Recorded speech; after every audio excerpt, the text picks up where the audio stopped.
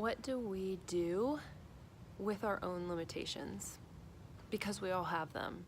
We have different limitations, each one of us. We have different capacities for what we're capable of. And the way that we respond to our limitations is a really big deal. This last couple years, I discovered some new physical limitations. In the last couple years, with my diagnosis of hemochromatosis, and then earlier this year, with my diagnosis of Hashimoto's, I learned that I cannot push my body the way I used to be able to. The whole do what needs to be done to accomplish the goal does not work in my world and in my vocabulary anymore. I'm not physically capable of doing it. And sometimes we're going through life and we find that we are not physically or emotionally capable of doing something because of limitations. Not in a healthy way, not with balance, because of limitations. Something that causes a weakness, so to speak. And I wanted to talk to you guys about that because with our limitations and our weaknesses, it can be so easy for us to see them as our shame. Our limitations and our weaknesses are not our shame, but they are different for all of us, which is a really good reason for us to have grace on each other. There may be one area where I feel very limited. What I am required to do to keep up with somebody, the amount of sleep I need to get, the kind of diet I need to eat, the kind of stressors that I need to watch for and how they affect my life is going to look different for the person next to me. And there may be an area where I'm pulling back and calming down and slowing down when somebody else is striving forward and thriving in the exact same subject matter or scenario.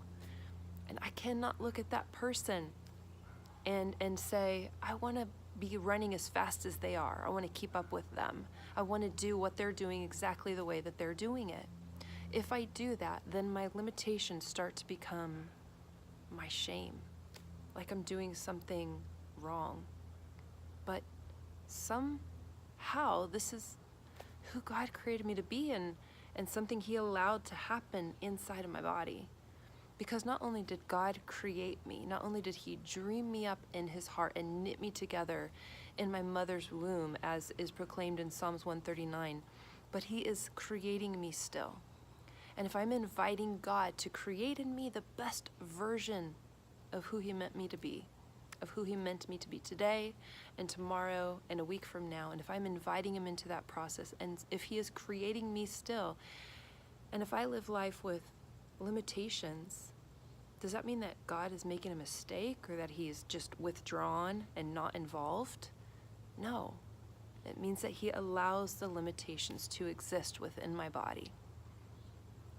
So how do we respond to them? If they're not a shame, then what are they? I think they're an opportunity. I know that sounds crazy and weird, and I used to want to punch people in the face that would say stuff like this, but I've lived it, guys. I've lived through a lot of the struggle of limitations and pain and just hardship. And I've learned that in weakness and struggle and limitations, we can find opportunity. You see, Paul, who wrote most of the New Testament, by the way, had a major weakness, an experience with something that caused such a weakness in him that he begged God 3 times to remove it from him. After begging God 3 times, it came to him clearly that God's grace was sufficient for him and that power was made perfect in weakness. Power, perfect in weakness. Paul went on to proclaim, I'm going to boast all the more then in my weakness, because when I am weak, I'm strong.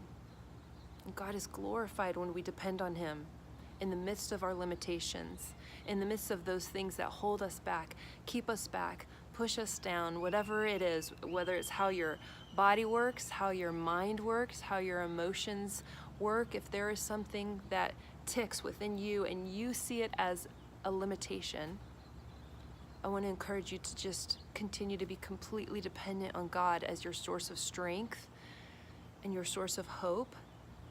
And you will find that in the midst of your limitation or weakness, you will become strong. The other thing that I've discovered is that when somebody is limited in one area, they tend to develop a strength in another unexpected area.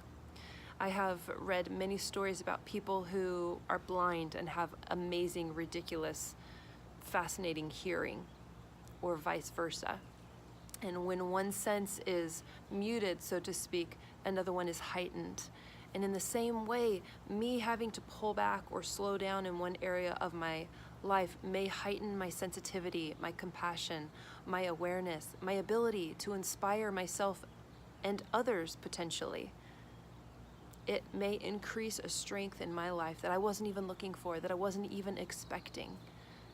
It's so important, I think, with our limitations, for us to rest in God, for us to accept them and receive them as a part of who we are, and to be completely okay with it. And it's okay also to get discouraged by it, to just allow ourselves to feel disappointed and being tired sometimes, but not to internalize it, because our limitations are not our shame. In fact, in the very midst of our limitations and weaknesses and those things that challenge us most, you guys, there's opportunity, and it's right in the middle of that we may find a brand new strength surfacing in our life. So if you're facing limitations or something that's pushing you back or holding you down, trust on God, depend on Him, lean into Him, and ask Him to show you what it is that He is calling forth to the surface in your life to be a new strength. Love you guys.